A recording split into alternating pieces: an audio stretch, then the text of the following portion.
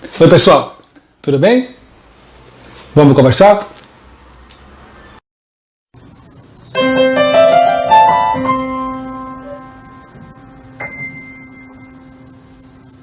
Bom, a gente vai dar sequência às perguntas que vocês estão gravando e enviando para mim. Vamos lá?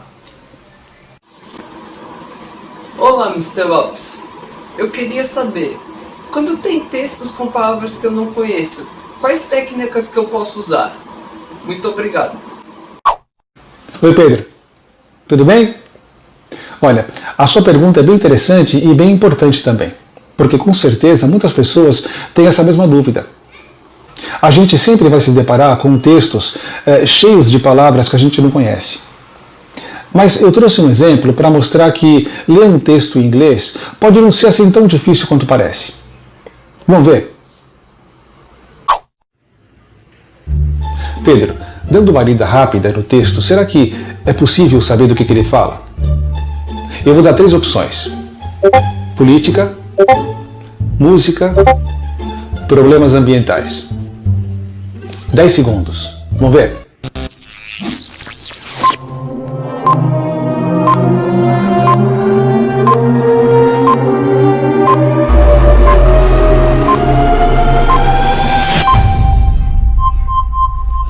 Foi simples, né? Pedro, percebe que nesse texto nós temos vários cognatos? Você lembra o que são cognatos, né? São palavras de idiomas diferentes, mas que elas são parecidas na maneira de escrever ou na maneira de pronunciar. E isso ajuda a gente a identificar facilmente o que elas significam, certo? Lendo o texto rapidamente, passando os olhos por ele, a gente pode tranquilamente descartar as palavras que a gente não conhece e se apegar às pistas. Quais são elas? O título do texto, os cognatos, as palavras que nós já conhecemos, imagens, fotos, quando o texto tiver fotos e imagens, o que não é esse caso, certo? Mas formando esse conjunto, nós podemos ter a ideia principal do texto. Beleza? Agora, eu tenho uma outra situação. Olha só, eu tenho uma afirmação que diz o seguinte: os poluentes não permanecem na atmosfera por muito tempo, dispersando-se rapidamente. Será que isso é verdadeiro ou falso? Is it true or false? Agora, a gente tem que buscar informação dentro do texto. O que diz o texto? Various air pollutants can stay in the atmosphere from minutes to years. Opa, o texto está dizendo que vários poluentes podem permanecer na atmosfera por minutos até anos. Isso quer dizer o quê? A afirmação que nós temos é falsa. Nesse caso, Pedro, a gente não pode fazer uma leitura superficial. A gente precisa buscar uma informação específica dentro do texto. Certo? Pedro, como eu falei no início, a gente sempre vai encontrar textos com palavras que a gente não conhece. Quando é necessário fazer uma leitura mais detalhada do texto, vocabulário é essencial.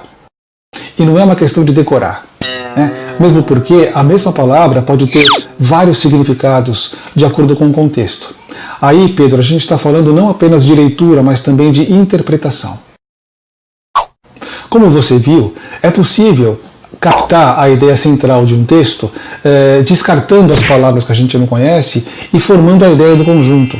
Agora, muitas vezes, uma única palavra é a chave para a compreensão de um parágrafo inteiro.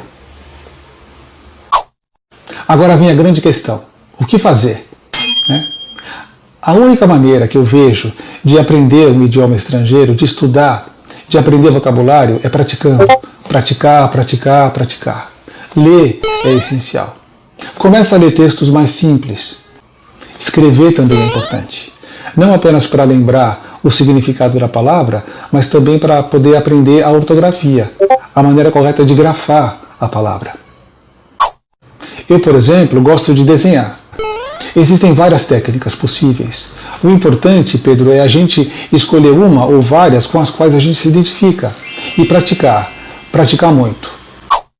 Lembra, nunca aprender uma palavra ou decorar uma palavra isoladamente. A gente sempre tem que entender as palavras dentro de um contexto. Escolhe 2 palavras por dia, por exemplo, para você aprender.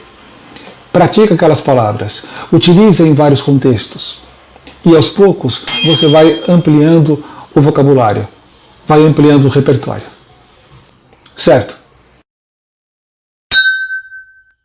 Pedro, espero que tenha ajudado. Manda mais perguntas, beleza? E você, também. Grava sua pergunta e manda para mim.